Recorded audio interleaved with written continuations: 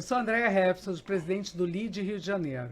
O Business Talk de hoje é com Ricardo Ananias. Ricardo é um empresário já reconhecido como um dos mais visionários do Brasil. Ele está à frente do Winner Group. O Winner Group tem variados segmentos em que atua e então eu queria começar a nossa conversa, Ricardo, contando um pouco dessas suas empresas, de aonde que você está atuando no mercado e depois a gente vai, claro, falar da sua trajetória. Então, primeiramente, obrigado pelo convite, um prazer estar aqui com você. Então, eu criei o Winner Group em 2024, né? Porque eu comecei com a R3 e deu muito certo, eu comecei a investir em outras empresas. O que é a R3? Conta um R3, pouco. a R3 é uma transportadora. A gente hoje a gente está em 6 estados. E aí, como Tem deu... logística e tem uma central de distribuição que você me contou Sim, também, a gente né? trabalha tanto com a moto dedicada quanto a parte de e-commerce. A gente coleta e entrega no mesmo dia. Como deu muito certo, eu comecei a investir em outras empresas. Então, dentro do INE, tem a King Descartável, que é higiene e limpeza. Tem uma contabilidade. Tem uma academia, que é a Primera. A gente tem um BPO, a gente faz financeiro de outras empresas. Eu tenho um japonês, que é o Yori Sushi. A gente tem um fundo que a gente compra empresas, compra os apartamentos de leilão e vende. Vocês trabalham com mercado imobiliário também? Imobiliário também. Muito interessante. Tem um fundo que a gente constrói e vende apartamentos. Quer dizer, também tudo conectado, né? Quer dizer, uma empresa foi gerando a outra, Sim. né? Pelo que eu estou percebendo aqui da nossa conversa. A gente tem uma clínica de estética em São Paulo. Então tem muita coisa, às vezes até dá um branco. Bacana. Então a gente saiu investindo, foi dando certo. Eu sempre procurei, desde que eu comecei a empreender, ter a empresa rica e o sócio pobre. Então, como a empresa era rica, eu comecei a investir em outras empresas. Hoje a gente tem 13 empresas. Uma das empresas também é o Investe Favela, que eu tenho o maior orgulho, é um fundo que a gente investe em empresas em comunidades, que é uma coisa que eu tenho muito orgulho de Que bacana, ser sócio disso. Depois vou querer saber mais sobre isso, não, porque eu acho que faz toda a diferença, principalmente aqui no estado do Rio de Janeiro, né? Como é que começou, então, essa trajetória? Como é que começou esse que hoje podemos chamar de um império, né? Que começou, que é o Winner Group. Como é que começou foi a R3 a primeira empresa? Então, a minha primeira empresa que eu comecei entregando quentinha. Eu morava na Rocinha e eu era motoboy. E eu via que tanto os porteiros e muita obra comprava quentinhas. Aí eu cheguei com a minha mãe era uma boa cozinheira, eu falei, mãe, vamos começar a fazer quentinha. Minha mãe topou e aí eu comecei a entregar quentinha. Isso em 2004. Que legal isso. E aí a gente começou, aí a gente alugou um espaço, já fez uma pensão que se falava na época, o nome, pensão. Criou então, uma cozinha, né? É uma cozinha industrial e a gente tinha dentro da cozinha ia a gente lá comer e eu fazia entregas para fora. Já nessa época você estava focado na qualidade, né? Porque para poder crescer nesse ramo de alimentação, certamente a qualidade era ótima. Né? Eu sou muito assim, eu tenho muito toque, então se não for para fazer bem feito eu nem faço. Eu tenho muito toque com isso. Para mim a qualidade assim, a experiência do cliente para mim é muito importante. Isso é ótimo, isso é ser visionário, né? Uhum. E depois aí começou os outros negócios, né? Quer dizer. Então, aí eu comecei com essa entregando quentinha, a gente chegou a faturar, na época, até 20 mil reais por mês, que era um número bacana, né?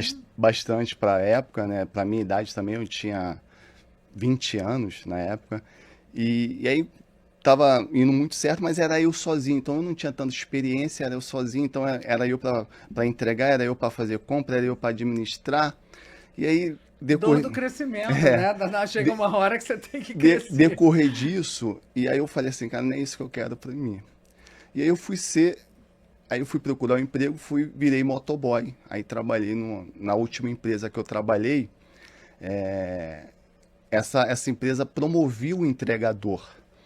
E aí eu olhei aquilo ali como uma oportunidade e eu pedi para mim ser promovido. E eu era um bom entregador. O melhor entregador, ele ganhava um berute por semana. E eu, toda semana eu ganhava esse berute, eu era o cara que mais fazia entrega. E aí quando eu pedi para ser promovido, o gerente na época olhou para mim assim, não, cara, espera. E ele começou a me enrolar, porque ele não queria perder um bom entregador para, talvez, poderia ser um bom supervisor. Então ele ficou me enrolando. E eu sou muito insistente, como bom capricorniano, fiquei insistindo, teve uma hora que eu ganhei ele pelo cansaço. Aí ele chegou e falou, tá, cara, vai lá. Aí ele me colocou como líder. Um mês como líder, ele me promoveu a coordenador. 3 meses como coordenador, me promoveu como supervisor. Depois de 1 ano de supervisor, era supervisor geral. Já cuidava de 300 entregadores. E por muita dedicação. Então, eu comecei a entender aquilo, achei fantástico. Eu falei assim, aí teve uma hora que eu olhei para mim assim, cara, eu posso mais. Eu posso mais. E na época era só a planilha. Era tudo no papel e caneta. Manual, né? E aí o gerentão e o dono ficavam com o computador. E eu não sabia mexer com o computador. E eu comecei, não, vou aprender computador, vou aprender a mexer nisso. E eu comprei um HP na época, no Walmart, que tinha na Barra, parcelei de 10 vezes, sem saber mexer em computador. Aí comprei, mandei formatar, cheguei pro dono da empresa, falei assim, o meu horário era de 4 da tarde à meia-noite, cheguei pro dono da empresa e falei assim, eu posso chegar 7 da manhã para me aprender a parte administrativa? Ele olhou para mim assim, de cima para baixo, sem entender. Porra, na época eu tinha 23 anos. Ele achou estranho, mas ele falou assim, pode. Beleza. Que bom, né? Ele pode. E aí eu peguei no dia seguinte eu peguei esse computador, coloquei debaixo do braço e fui lá. Cheguei lá, toda a parte administrativa olhou para mim de cara feia. Olhou assim, estranho, o que esse cara tá fazendo aqui? E aí ninguém queria me ensinar nada, todo mundo assim fez que eu não estava ali. E aí eu comecei a perceber que toda hora que imprimia alguma coisa, eles levantavam para pegar. Aí eu percebi isso, quando ia imprimir, eu falei, não, fica aí. Aí eu ia lá, pegava e entregava. E eu comecei a servir eles.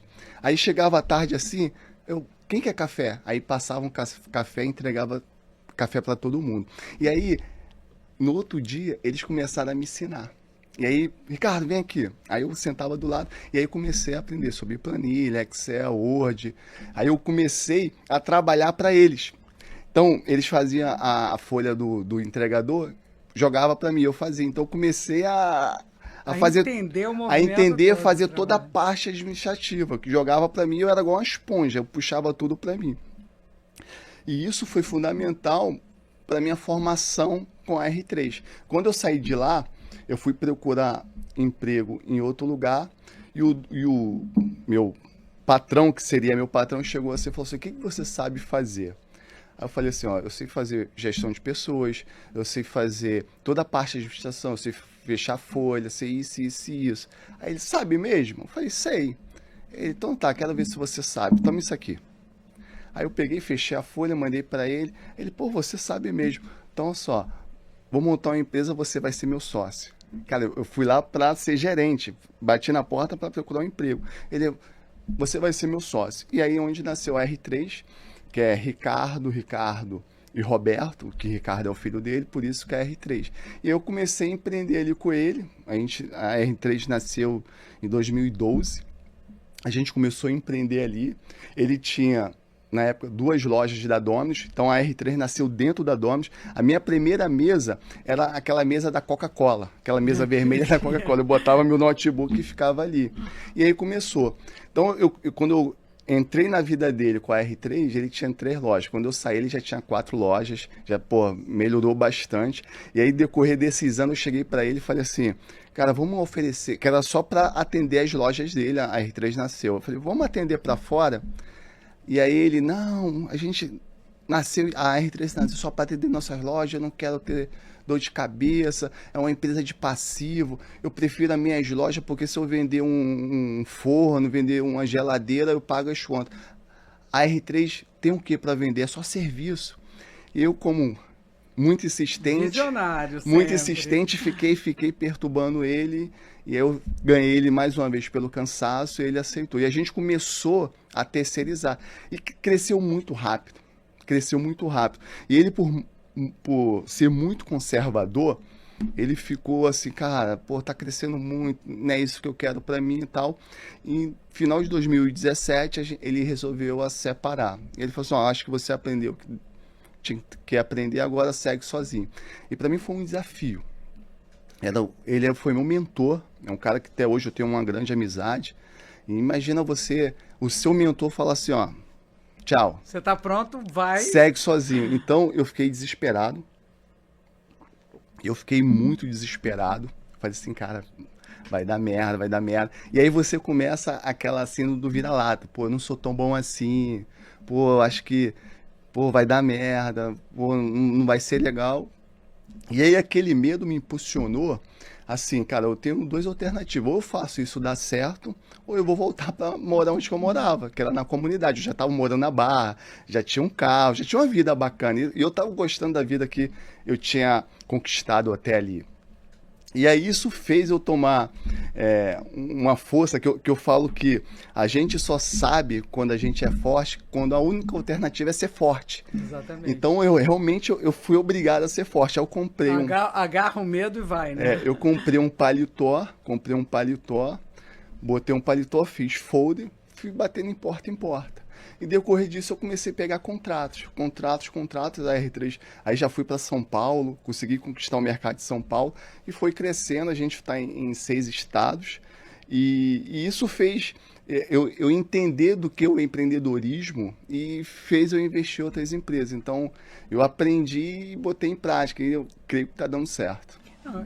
Quer dizer, eu acho que, além de ser visionário, acho que você se cerca de pessoas muito boas também, não é isso? Acho que isso é um ponto. Então, eu falo que o empreendedor, primeiramente, ele tem que ter um sonho, uma certeza do que ele quer, que muitos não sabem o que quer às vezes. Então, ele tem que ter uma certeza que ele quer e contratar pessoas melhores do que ele. Então, isso Essa regra é maravilhosa. Essa falo que é a receita do sucesso. Com certeza. Eu acho que você tem crescido muito dentro disso, né? Sim, do grupo, né? eu contrato pessoas melhores que eu. Mas é aquilo, não adianta você contratar pessoas melhores que você, mas você não sabe para onde quer ir. Então a gente não pode deixar as pessoas melhores do que a gente decidir o que a gente vai fazer. Que isso aí é um perigo. Então, quer dizer, você agora acabou de definir o que é um empreendedor bem-sucedido, né? Sim. Ele tem que saber aonde ele quer chegar. Sim, ele tem que saber. Todo empreendedor bem-sucedido, são duas coisas. Ele sabe o que ele quer e ele sempre pensa em longo prazo. E contrata pessoas melhores que ele. Então, realmente, qualquer empreendedor que fizer isso, ele vai ter sucesso. Muito bom. E também tem que ter garra e trabalhar, né? Muito. Gostar muito de trabalhar. Resiliência. E conhecer, né, o negócio. Acho que isso aqui a sua trajetória te levou a conhecer cada etapa, né, desse trabalho. Sim. Isso é muito bom, né? Isso foi fundamental porque qualquer negócio que você faz, só tem duas maneiras de conhecer. Ouvir o teu cliente, quem você está atendendo e quem está operando. Quer conhecer teu negócio? Cara, fica do lado dessas duas pessoas. Ouve teus funcionários. Ninguém sabe mais do teu negócio que teus funcionários. E a pessoa que está sendo atendida, ela vai falar as dores dela. Então, se você realmente focar, você vai entender o teu negócio. Eu acho que você sentado na mesa do teu escritório, você não vai entender o teu negócio. É muito bom isso. E as suas empresas, elas são sempre conhecidas por eficiência e por inovação, né? Como é que você identifica essas oportunidades e toma essas suas decisões estratégicas, né, de investimento, de mudança dentro das suas empresas? É muito importante você compartilhar, né, a responsabilidade. Eu acho que eu falo na minha empresa, o único patrão é quem contrata a gente. Todo mundo é dono dela. Então, quando a gente dá responsabilidade para as pessoas que estão gerindo ela, começa a vir grandes ideias. Quando você faz o seu funcionário se sentir parte daquilo, ele se sente dono. E ele se sentindo dono, ele vem com inovação e melhora o processo. Então, acho que isso é fundamental para qualquer empresário que quer investir numa empresa. Invista nas pessoas. Dá espaço para as pessoas ter ideias. Né? Escuta as pessoas para ela ter ideias, para ela ser criativa. Às vezes, muito empresário mata o funcionário porque ele vem com a ideia, o empresário, antes de ouvir, fala que não vai dar certo. Então, isso mata a empresa. Então, a gente tem que pegar todos os nossos funcionários e cultivar eles ser criativos. Isso faz toda a diferença. Que bom. E como é que você equilibra, então, a parte toda de inovação com a eficiência operacional? Como é que você garante um crescimento sustentável dentro das empresas? Como é que é isso? Como é que é o teu dia a dia? Porque, claro, você tem que tomar cuidado, porque a empresa visa o lucro e o resultado. Quer dizer, você tem uma responsabilidade social espetacular, que são manter a empregabilidade daquele grupo que está com você, não é isso? Sim, realmente. A gente tem. Eu falo que a gente cuida de 2.000 famílias. Então a nossa responsabilidade é muito grande. O que a gente faz? Uma coisa que a gente controla muito é o caixa. Eu acho que qualquer empresário ele tem que controlar o que entra e o que sai, né? E o mais importante é o que sai, porque aonde que vai ter o teu EBITDA no final. Exatamente. Então, a gente pega o que sobra e a gente investe na empresa. Investe em pessoas também, para realmente uma empresa só cresce se as pessoas que estão lá dentro têm que estar motivadas, e a gente investe em oportunidades para crescer com sustentabilidade a empresa. A gente percebe claramente que a sua liderança ela é muito inspiradora, né? Quais são as ações que você faz para poder transmitir todo o tempo para o teu funcionário? Quer dizer, você é muito presente, né, também nas empresas. E como é que você inspira as suas equipes? A gente é uma empresa muito festiva, então eu criei culturas. Eu acho que o que faz realmente uma empresa ela prolongar por muitos anos é uma cultura forte. Então, a gente criou muita cultura. Toda segunda-feira a gente reza um Pai Nosso. Toda sexta-feira a gente tem o nosso grito de guerra, que aí todo mundo bate nas mesas. É muito bacana. Uma vez no mês a gente tem um aniversariante do mês. A gente dá oportunidade para os funcionários, isso dá a menina da limpeza, a um gerente, a dar sugestões de melhoria. Então a gente sempre está fazendo uma pesquisa de clima. Então isso faz toda a diferença para as pessoas se sentir parte daquilo. E acaba motivando as pessoas e a gente acaba crescendo muito nesse sentido.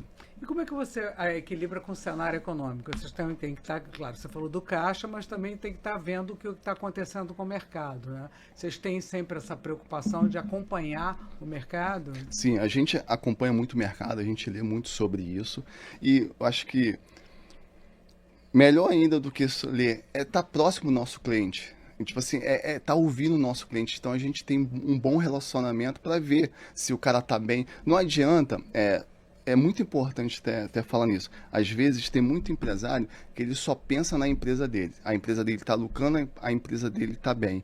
E o cara que está contratando meu serviço, será que ele está bem? Então, é muito importante a gente colar do lado do nosso cliente, ver se ele está administrando certo. A gente realmente ter o pouco do nosso conhecimento, compartilhar com eles. Porque se ele fizer algo errado, ele pode me prejudicar. Então, esse relacionamento, tá junto, ajudando ele, ouvindo ele, vendo se ele está bem, é muito importante para nossa empresa estar saudável também. E o que te motiva cada vez mais para empreender cada vez mais? Porque você já está num patamar de sucesso, as suas empresas já são reconhecidas, você já tem um bom posicionamento no mercado.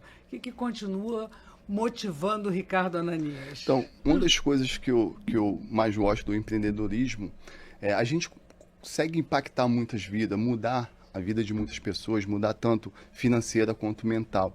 Isso, para mim, me fascina. Hoje, a parte do empreendedorismo, eu não foco só no lucro, mas eu foco o bem que eu faço para a sociedade, eu gero emprego, eu aqueço a economia. Isso, para mim, é fundamental. Isso que me move a continuar.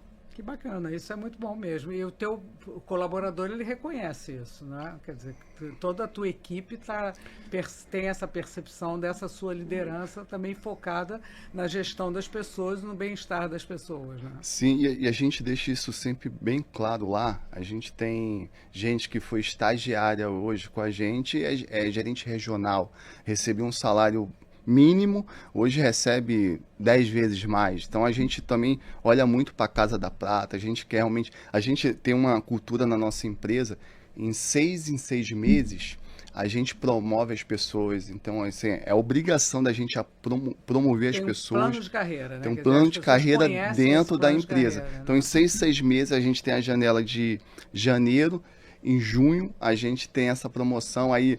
eu amarro uma faixa, a gente faz uma festa, a gente bate o sino, é muito bacana. Quer dizer, você tem todo um ritual, Tem né, todo um do ritual. sucesso em que as pessoas já até almejam chegar naquele ponto, né? E é muito bacana isso, a gente posta nas redes sociais e muita gente de outros estados fala, pô, meu sonho é trabalhar nessa empresa, eu tenho muita vontade de trabalhar nessa empresa. Que A bom gente isso, conseguiu né? muitos seguidores por causa disso, tá? É muito interessante. E aí você vai tendo um reconhecimento da marca que é extremamente Sim, positivo, né? sim. Quer dizer, a reputação e o reconhecimento da sua marca É. como uma empresa do bem, né? Sim. Desde que eu montei a R3, eu sempre falava para os meus gerentes, meus diretores, eu quero montar uma empresa que quem está dentro não quer sair, quem está fora quer entrar. Então sempre isso foi o meu desejo e aos poucos eu estou conseguindo realizar.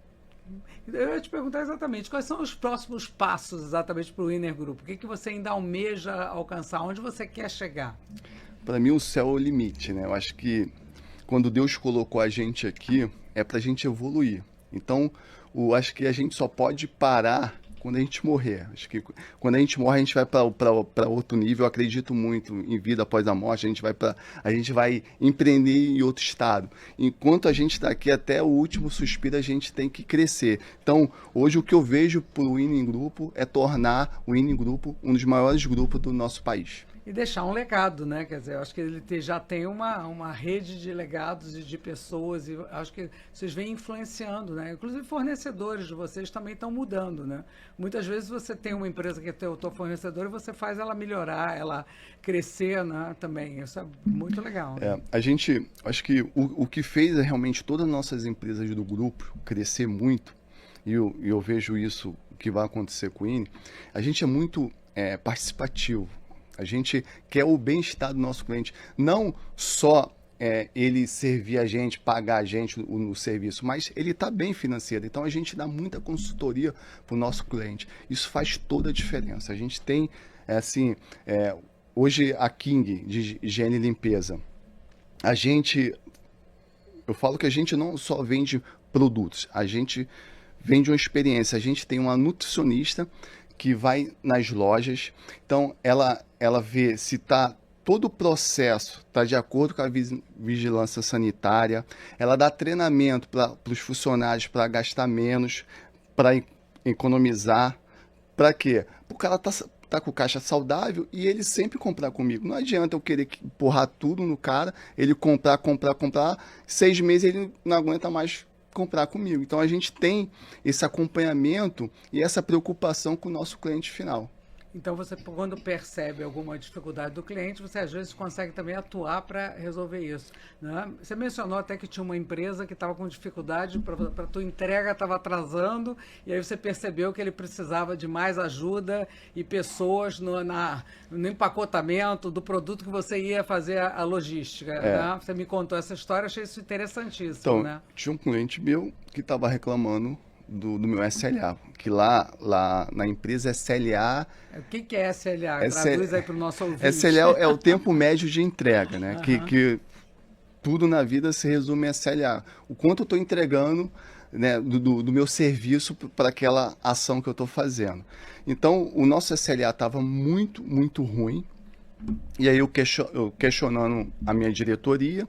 E aí minha diretoria foi a fundo e falou assim, cara, eles não têm mão de obra suficiente para mandar o pacote para a gente poder atender eles bem. Eu falei assim, então, cara, mas tá prejudicando nossa SLA. Sei lá, não tem o que fazer, eles não têm mão de obra. Eu falei, então, beleza, então eu vou fornecer essa mão de obra. Pedi para minha diretoria colocar 5 funcionários lá para fazer todo esse manuseio para entregar o nosso pacote. Melhorou nosso SLA, esse cliente olhou com bons olhos aquilo e falou assim, cara, eu quero contratar esse teu serviço.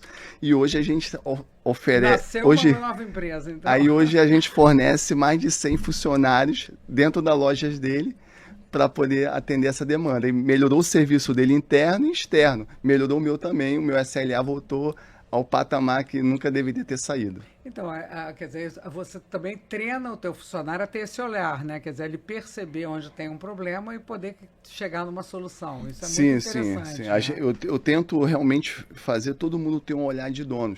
E é muito importante, eu deixo sempre bem claro, eu não sou o dono.